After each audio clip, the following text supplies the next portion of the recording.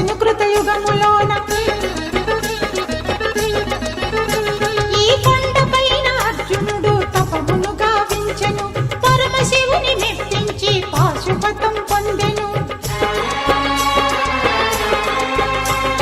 విజయుడైన అర్జునుడి పేరిట విజయవాడైనది ఈ నగరము. జగములన్నీయు జేజేలు పలుకగా కనకదుర్గమైనది స్థిర నివాసము.